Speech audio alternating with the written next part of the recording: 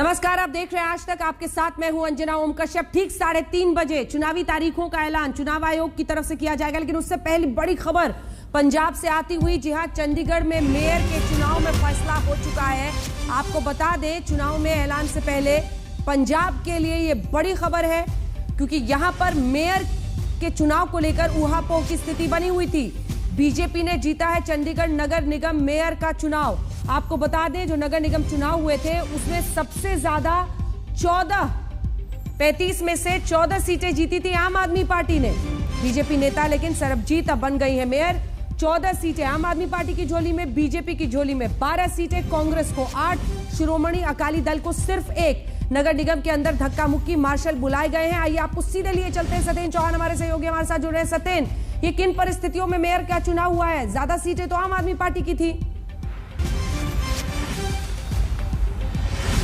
देखिए, मैं आपको बताना चाहूंगा अंजना कि आम आदमी पार्टी को 14 सीटें मिली थी, भारतीय जनता पार्टी को 12 सीटें मिली थी, लेकिन भारतीय जनता पार्टी के पास एक सांसद का वोट होता है, उसको मिलाकर 13 प्लस में एक कांग्रेस का पार्षद जो थी वो भारतीय जनता पार्टी में शामिल हो गई थी। नगर निगम के चुनाव में जो है दल बदल कानून लागू नहीं होता है, क्रॉस वोट यहां पर हुई है। फिलहाल की जो जानकारी मिल रही है, सरबजीत कौर भारतीय जनता पार्टी की नई मेयर चंडीगढ़ की बन गई हैं, और वहीं आम आदमी पार्टी के जो तमाम पार्षद हैं वो मेयर की कुर्सी के नीचे जो नगर निगम का ऑफिस है वहां पर धरने पर बैठ गए हैं, और डीसी विनय प्रताप को भी उन्होंने अपने साथ में बैठा लिया है। तो कुल मिलाकर आम आदमी पार्टी जो है शुरुआती दौर से ही ये आरोप लगा रही थी कि उनके पार्षदों को भी भारतीय जनता पार्टी के नेता बड़ा बड़ा प्रलोभन दे रहे हैं। राघव चड्ढा ने कई बार प्रेस कॉन्फ्रेंस की थी, और पहली बार चंडीगढ़ के नगर निगम चुनाव में आम आदमी पार्टी ने चुनाव लड़ा है, और इन चुनावों में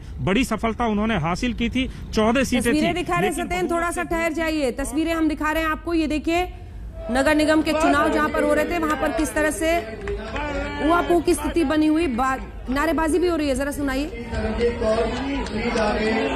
धक्का मुक्की की नौबत आ गई है। जो खबर आ रही है उसके मुताबिक बीजेपी की अब मेयर वहां पर बन गई हैं। सीटें ज्यादा जरूर आम आदमी पार्टी की थी, लेकिन सरबजीत कौर बीजेपी की बनी है मेयर।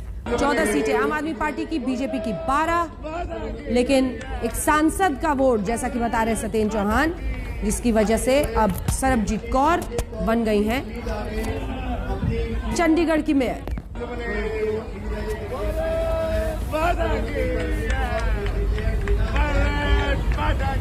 तो इस खबर पर रहेगी हमारी नजर, क्योंकि इस पर बवाल जरूर बनेगा। लेकिन इस बीच बड़ी खबर एक बार फिर से आपको बता दें, अब से ठीक 2.5 घंटे बाद 3:30 बजे प्रेस कॉन्फ्रेंस करके चुनाव आयोग की तरफ से चुनावी तारीखों का ऐलान होने वाला है। 2.5 घंटे बाद 3:30 बजे, जिसमें माना जा रहा है कि 6 से 8 चरणों में उत्तर प्रदेश सबसे बड़ा राज्य जिसमें चुनाव हो रहा है, वहीं पंजाब में 2 से 3 चरणों में चुनावी तारीखों का ऐलान हो सकता है।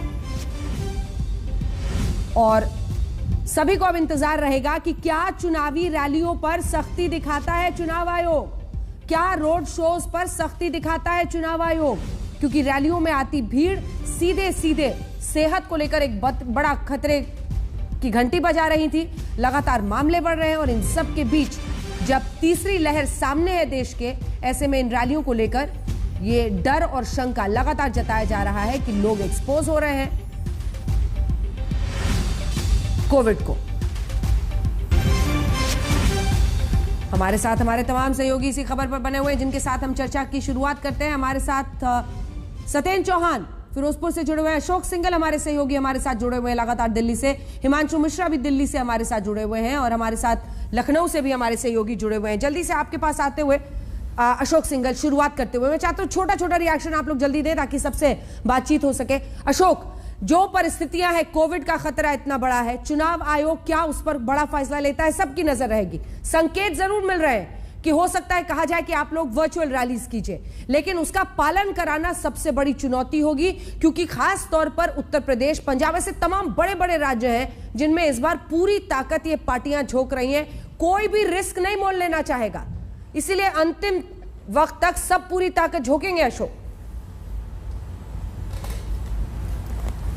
बिल्कुल अंजना, पूरी सख्ती। पहली बात तो है कि चुनाव आयोग पूरी सख्ती करेगा। कोरोना के हालात जैसे केसेस लगातार बढ़ते जा रहे हैं, तो दिशा निर्देश सख्ती जारी तो करेगा, लेकिन सख्ती से पालन कराएगा। ये चुनाव आयोग के लिए बड़ी चुनौती होगी, वोटों की संख्या बढ़ जाएगी, पोलिंग बूथ पहले कम थे और 5 साल बाद जब चुनाव हो रहे हैं, 5 साल में चीजें बदली हैं, विभिन्न राज्यों में चुनाव हो रहे हैं जनाब। लेकिन पॉलिटिकल पार्टी ने पिछले, अगर देखा जाए, 1.5 महीने से काफी ताकत लगाई थी, चाहे वो पंजाब हो, यूपी हो या बाकी गोवा हो, कई राज्य जहाँ चुनाव हो रहे हैं। तो चाहे बीजेपी हो, समाजवादी पार्टी हो, कांग्रेस हो, आम आदमी पार्टी हो, तमाम पार्टियां पहले ही पूरा जोर लगा चुकी हैं। लेकिन कोरोना के केसेस जिस ढंग से बढ़ रहे हैं वो एक चैलेंज है सबके सामने। हाँ। और उसको देखते हुए चुनाव आयोग तो सख्ती करेगा, मॉनिटर करेगा पूरा, और किस ढंग से दिशा निर्देश जारी किए जाते हैं वो अपने आप में बड़ी बात होगी। क्योंकि वर्चुअल रैली की बात हो रही है, कुछ पार्टियों ने कहा भी है कि हम अपनी तरफ से रैली प्रोग्राम कैंसिल करते हैं, क्या रोड शो अनुमति दी जाए, क्योंकि रोड शो में प्रतिश लगाना बहुत मुश्किल होता है, क्योंकि जब रोड शो चल रहा है आप कितने लोगों की अनुमति देंगे, ये बहुत बड़ा सवाल होगा। चुनावी रैलियों में कितने लोगों को आने की अनुमति दी जाएगी, वो एक अपने में बड़ा सवाल है। तो वर्चुअल रैली एक ऑप्शन है चुनाव आयोग के सामने कि कैसे उनको इम्प्लीमेंट कराएगा, किस ढंग से दिशा निर्देश दिए जाएंगे और पोलिंग बूथ पर किस ढंग से ज्यादा बढ़ाया जाएगा पोलिंग बूथों को। बिल्कुल, और ये सख्ती के संकेत, बिल्कुल मैं लौट रही हूं हिमांशु, सख्ती के संकेत मिले थे जब चुनाव आयोग से बातचीत में बताया जा रहा है कि वहां पर पार्टियां तो तमाम कह रही थी लखनऊ में कि इलेक्शन कराइए, टाइम पर कराइए, लेकिन यहां पर वीके पॉल ने भी शायद अपनी तरफ से जो जानकारी आई थी सूत्रों के हवाले से ये कहा था कि बड़ी रैलियों पर, रोड शोज पर प्रतिबंध। तो इस तरह के संकेत लगातार मिल रहे हैं कि महामारी के दौर में तीसरी लहर सामने है देश के, ऐसे वक्त पर यह चुनाव हो रहा है और इस तरह से लापरवाही ठीक नहीं होगी। इसीलिए सबको लग रहा है कि आज चुनाव आयोग कुछ इस पर कह सकता है, लेकिन नजर इस बात पर रहेगी कि प्यूनिटिव एक्शन क्या, यानी अनुशासनात्मक कार्रवाई क्या। तरह तरह के बहाने होंगे, इतने लोग पहुंच गए, यहां से अचानक लोग आ गए, एडमिनिस्ट्रेशन भी हाथ खड़े कर देगा, तो कितनी जगहों पर क्या करेगा चुनाव आयोग। और हम पिछली बार देखे हो, चाहे वो नफरत भरे बयान हो या फिर इस तरह का हो, सिर्फ एक चालान काट देने से कुछ नहीं होता है। सवाल यह है कि क्या प्यूनिटिव एक्शन होगा अगर पार्टियां रैली पर प्रतिबंध या फिर जो भी नंबर है, इसको लेकर तस्वीर साफ होने का सबको इंतजार रहेगा। हिमांशु, देखिए बिल्कुल अंजना, मैं बिहार चुनाव में भी था 2020 के अंदर, आप भी थे और हम सब ने देखा था कि पहली लहर के बाद वो चुनाव हुए थे और वहां पे कोविड के नियमों की धज्जियां उड़ा दी गई थी सभी पॉलिटिकल पार्टीज की तरफ से। आपने भी देखा था, मैंने भी देखा था, बंगाल में भी सेम सिचुएशन हुई थी, दूसरी लहर की शुरुआत हो चुकी थी बंगाल चुनाव में, लेकिन इलेक्शन कमीशन ने तब थोड़े थोड़े स्टेप उठाने शुरू किए थे। इस बार इलेक्शन कमीशन के सामने चुनौती बड़ी है क्योंकि तीसरी लहर अभी शुरू हो चुकी है और उसके मध्य के अंदर चुनाव होने हैं और ऐसे में इलेक्शन कमीशन किसी भी बड़े कदम को उठाने के लिए तैयार रहेगा। किसी भी पॉलिटिकल पार्टी के खिलाफ अगर शिकायत आती है तो उस पर एक्शन जरूर होगा और इस बार कागजी कार्रवाई नहीं होगी, एक्शन दिखेगा और एक्शन दिखेगा तो कार्रवाई होती नजर आएगी, जिससे सभी पॉलिटिकल पार्टीज के अंदर जो है एक संदेश जाए कि कोविड के नियमों का पालन आपको करना होगा। और साथ ही साथ रोड शो पे बैन लग सकता है और बड़ी रैलियां जिसमें 50,000 लाख लोगों की रैलीज होती है उस पर रोक लगे। 5,000 से नीचे के लोगों की रैलीज को हो सकता है इलेक्शन कमीशन जो है परमिशन दे दे और इलेक्शन कमीशन की तरफ से इस बार जो है जाएगा अवेयरनेस प्रोग्राम कि देखिए चुनावी रैलियों में अगर लोग जा रहे हैं तो पूरे प्रोटोकॉल का पालन आप कीजिए, पॉलिटिकल पार्टी की एक जिम्मेदारी है, लेकिन जो लोग जा रहे हैं उनकी भी जिम्मेदारी है। और ये बड़ा कैंपेन इलेक्शन कमीशन की तरफ से जरूर चलाया जाएगा, बिल्कुल, कि आपको नियमों का पालन करना है और जब आप पोलिंग बूथ पे जाएं तो डिस्टेंस मेंटेन करें, हाथ समय समय पे वहां पे भी सैनिटाइज करें और पोलिंग बूथ पर जो है हर तरीके की व्यवस्था की जाएगी जिससे कोविड ना फैले, लोगों के अंदर डिस्टेंस का पालन कराया जाएगा। हम सब ने देखा था बिहार के अंदर एकाएक पालन कराने के लिए इलेक्शन कमीशन ने कहा था कि 2 गज की दूरी हर एक मतदाता के बीच में होनी चाहिए। बिल्कुल हिमांशु, अब तो सबको अनुभव हो चुका है। हम लोगों ने 2 चुनाव देख लिए, इसी कोविड काल में देख लिए, 2 चुनाव देख लिए राज्यों के, और हमने देखा कि हर बार क्या क्या लूपहोल्स थे। अब इसके बाद भी नहीं जागे, इसके बाद भी सख्ती नहीं हुई तो ये बस दुर्भाग्यपूर्ण ही कहा जा सकता है। संतोष हमारे साथ लखनऊ से जुड़े हैं और संतोष, किसका होगा राज तिलक में सबसे बड़ा रण? उत्तर प्रदेश का। मैं वहां की बात आपसे करूंगी, लेकिन उससे पहले ओपी राजभर, ओम प्रकाश राजभर क्या कह रहे हैं? हमारे सहयोगी समाज श्रीवास्तव से उन्होंने बातचीत की है। ये सवाल पूछे जाने पर कि क्या अगर गाइडलाइंस वर्चुअल रैली के लिए प्रतिबंधित तरीके से आप कैसे अपना कैंपेन चलाएं, चुनावी कैंपेन, पार्टियों पर कोई चुनाव आयोग की तरफ से दिशा निर्देश आता है तो पालन करेंगे? उन्होंने कहा हाँ करेंगे, लेकिन सुन लीजिए और कुछ क्या उन्होंने कहा है। ओम प्रकाश राजभर। सर मौजूद है राजभर जी, बहुत स्वागत है आपका आज तक पर। आज इलेक्शन कमीशन डेट्स अनाउंस कर रहा है, कैसे देख रहे, क्या तैयारियां आप लोगों की? देखिए, हम लोग 24 घंटा चुनाव मूड में रहते हैं। चुनाव बीत जाता है, उसके बाद हम लोग जनता के बीच में बराबर जाते रहते हैं। और जिस उम्मीद से मैं खुद भारतीय जनता पार्टी के साथ गया कि महंगाई कम होगी, बेरोजगारी कम होगी, प्रदेश में घरेलू बिजली का बिल माफ होगा, प्रदेश में गरीबों का इलाज फ्री में होगा, एक समान अनिवार्य और फ्री शिक्षा होगी, लेकिन भारतीय जनता पार्टी ने एक भी काम नहीं किया। सामाजिक न्याय समिति की रिपोर्ट को लेकर 2 बार लखनऊ में पंचायत हुई, अमित शाह जी आए, योगी जी से हमारी पंचायत हुई, लेकिन ये लोग जुमला बना करके रखे। 2 साल 12 महीना हो गया, मतलब 3 साल हो गया लगभग, और वो रिपोर्ट रद्दी की टोकरी में रखे हैं। 69,000 शिक्षक भर्ती, 68,500 शिक्षक भर्ती, 72,234 शिक्षक भर्ती, 12,460 शिक्षक भर्ती में जिस तरह का इन्होंने घोटाला किया है पिछड़े दलित वंचित लोगों का, इससे पूरे प्रदेश में हाहाकार मचा हुआ है। और तो आप अखिलेश के साथ आ गए हैं, अब तो चीजें ठीक होंगी आपके साथ। बता तो रहा हूं कि अखिलेश यादव जी के साथ हम आए तो इन्हीं मुद्दों पर आए हैं कि जो प्रदेश में अन्ना पशु से पूरा किसान परेशान है, उसे छुटकारा दिलाना है। सड़क पर जो एक्सीडेंट हो रहे हैं अन्ना पशु से, तो उसको भी आम लोगों को निजात दिलाना है। तो आपने देखा तमाम मुद्दों को उठाते हुए ओपी राजभर, क्योंकि पहले वो बीजेपी के साथ थे, अब वो अखिलेश यादव के साथ है, पूरा गठबंधन करके बीजेपी को घेरने की इस बार कोशिश है। हालांकि कांग्रेस अलग, बीएसपी सभी अलग है इस बार जो चुनावी मैदान में है। लेकिन इसी कड़ी में बीएसपी की तरफ से आइए आपको सुनाते हैं सतीश चंद्र मिश्र, जो एक तरह से पूरा चुनावी रणनीति जो है बीएसपी के लिए वो बना रहे हैं, मायावती की पार्टी के लिए। क्या वो कह रहे हैं आज, सुनिए। देखना चाहती कि आपने 5 साल में क्या काम किया। हमारा एक सबसे बड़ा जो नारा है, सर्वजन हिताय सर्वजन सुखाय। हमारी जब सरकार बनेगी तो सबका हित होगा, वो कोई भी हो, किसी जात, किसी धर्म, कोई भी हो, भाईचारा बनेगा, आपस में लोग रहेंगे। और चाहे वो लड़की हो, चाहे लड़के हो, चाहे महिला हो, चाहे किसान हो, चाहे बेरोजगार लोग हों, चाहे नौकरी पेशा लोग हों, और चाहे जो रोजगार करते हैं, जो आज परेशान घूम रहे हैं, उद्योगपति जो परेशान घूम रहे हैं, छोटे वाले, बड़े वालों की बात नहीं कर रहे हैं, जो देश को लूट के चले गए उनको और हम लुटवाने का काम कर रहे हैं, उनकी बात नहीं कर रहे हैं। लेकिन वो सबको लेकर के हम लोग चलते हैं, और हमारा सर्वजन हिताय सर्वजन सुखाय का नारा जो है वो अमली जामा पहनाते हैं हम लोग।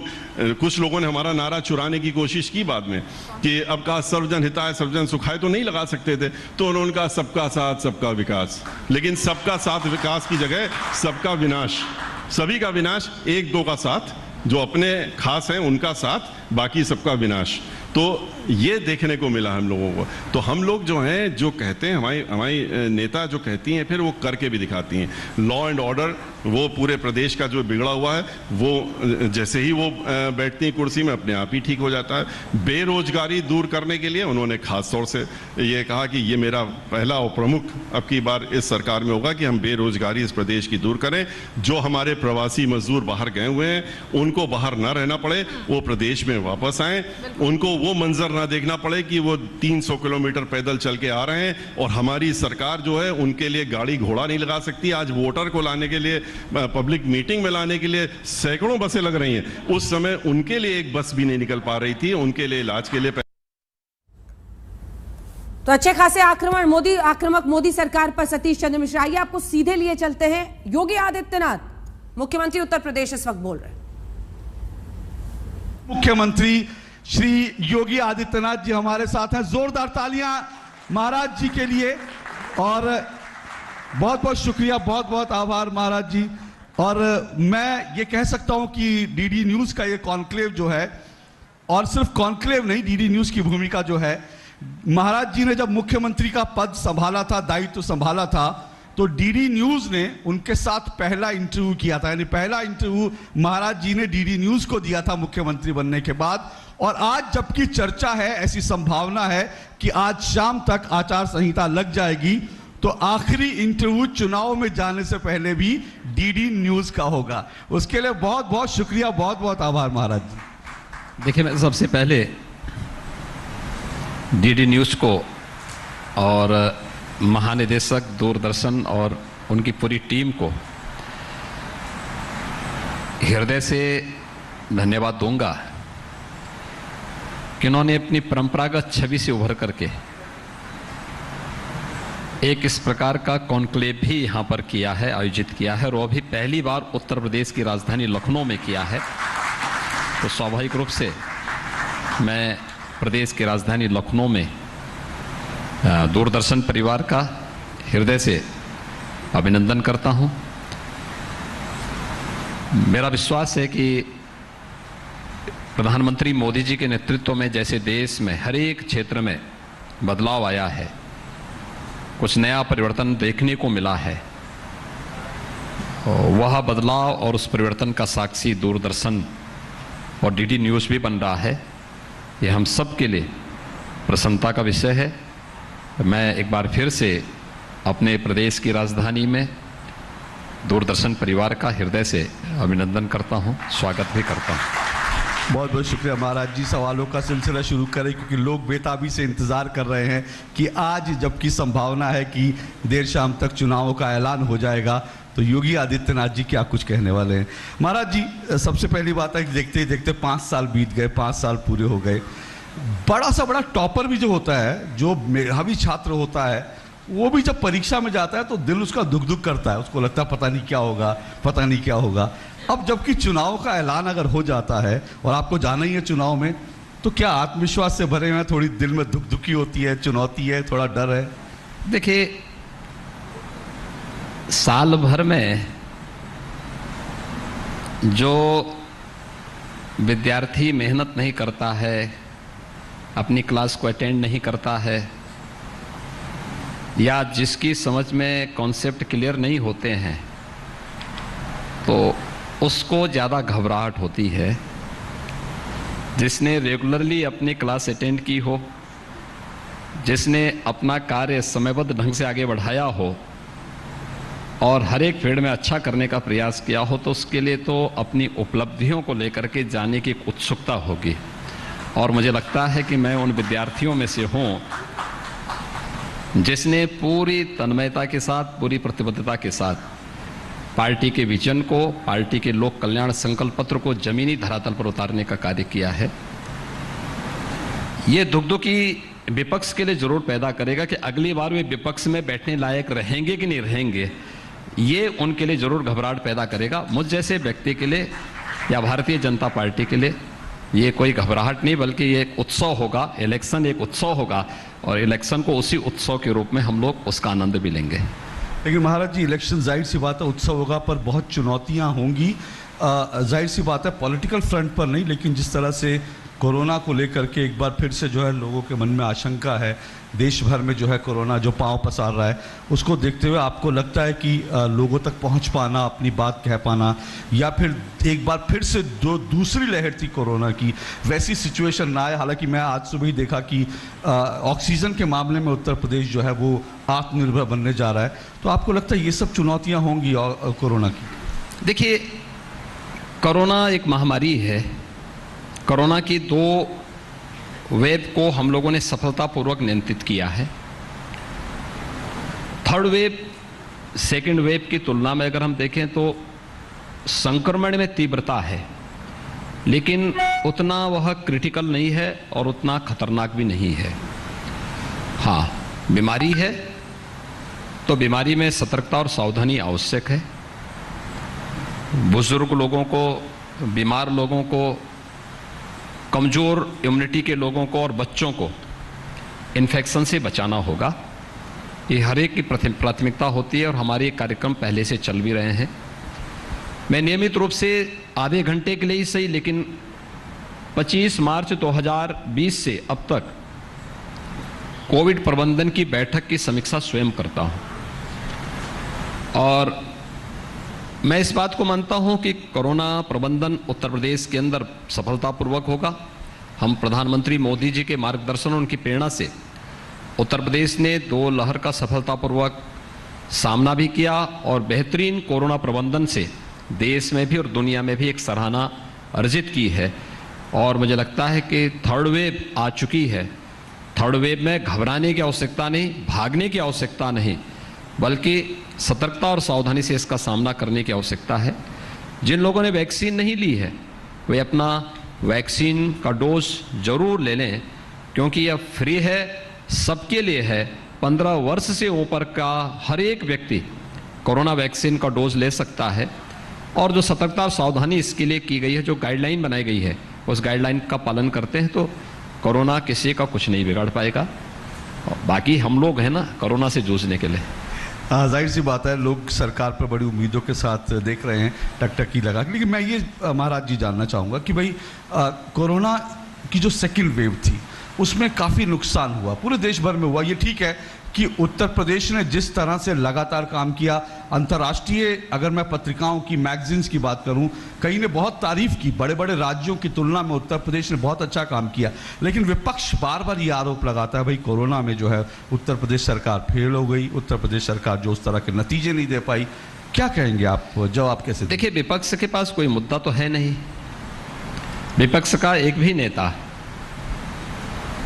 मुझे लगता है उन पार्टियों का नाम लेने से हमारी जवानी खराब होगी, चाहे वह भाई बहन की पार्टी हो, चाहे वह चाचा भतीजे की पार्टी हो, चाहे वह बुआ की पार्टी हो। मुझे लगता है कि इनका कोरोना में किसी का अता पता था, कोई भी था। देखिए, कोरोना कालखंड में तो प्रधानमंत्री मोदी जी का मार्गदर्शन पूरे देश को मिल रहा था, या प्रधानमंत्री मोदी जी जगह जगह देश के अंदर अलग अलग स्थानों पर जाकर के वैक्सीन निर्माता कंपनियों का विजिट कर रहे थे, वैज्ञानिकों को प्रेरित और प्रोत्साहित कर रहे थे, पूरे देश के अंदर संवाद बना रहे थे, समाज के अलग अलग तबकों का प्रोत्साहित कर रहे थे। या फिर भारतीय जनता पार्टी सरकारें काम कर रही थी। उत्तर प्रदेश के अंदर अगर मैं देखूं, या तो भारत सरकार का या राज्य सरकार, ये दोनों सरकारें ही काम कर रही थी। अगर राजनीतिक दलों में हम देखेंगे तो भारतीय जनता पार्टी एकमात्र राजनीतिक दल था जिसने उस दौरान एक नारा दिया था कि सेवा ही संगठन, यानी सेवा। हम इस समय कोई संगठनात्मक कार्यक्रम नहीं करेंगे, संगठन का हर कार्यकर्ता सेवा के संकल्प के साथ जमीन पर उतरेगा और मानवता की सेवा में अपना योगदान देगा। और भारतीय जनता पार्टी का कार्यकर्ता सेवा ही संकल्प है कि संकल्प के साथ जमीन पर उतरा था, एक एक व्यक्ति की सेवा कर रहा था। तो स्वाभाविक रूप से कोरोना कालखंड में संकट का साथी बीजेपी है, संकट का साथी केंद्र और प्रदेश सरकार है। तो मुझे लगता है कि चुनाव में भी जनता इस बात को जरूर ध्यान देगी। एक दूसरा, जो अन्य बातें हैं, जीवन भी और जीविकाओं को बचाने का कार्य भी, ये उत्तर प्रदेश ने सफलतापूर्वक प्रधानमंत्री जी के इस विजन को भी प्रदेश के अंदर लागू किया। बहुत अच्छे ढंग से एक एक व्यक्ति के जीवन को बचाना और बेहतरीन परिणाम रहे हैं। उत्तर प्रदेश की आबादी 25 करोड़ की है। 25 करोड़ में अगर हम देखेंगे तो उत्तर प्रदेश के अंदर कुल मौतें, यानी मैं पहली मार्च 2020 से लेकर के आज तक की बात करूं तो 22,900 मौतें यूपी के अंदर कोविड से हुई हैं। आप सुन रहे थे उत्तर प्रदेश के मुख्यमंत्री योगी आदित्यनाथ को कोविड प्रबंधन पर, खास तौर पर उत्तर प्रदेश की भूमिका को लेकर, उसकी परफॉर्मेंस को लेकर वो अपनी पीठ थपथपाते हुए। इस बीच इन चुनावी तारीखों का ऐलान जो अब से कुछ ही देर बाद 3:30 बजे चुनाव आयोग की तरफ से होगा, उसमें कोविड की बात भी उतनी ही होगी, क्योंकि तीसरी लहर के सामने देश खड़ा है और ऐसी परिस्थितियों में ये चुनाव की तारीखों का ऐलान होने वाला है। नॉन स्टॉप कवरेज आप देखेंगे। एक छोटे से ब्रेक के बाद हम लौट रहे हैं। आप देखते रहिए आज तक।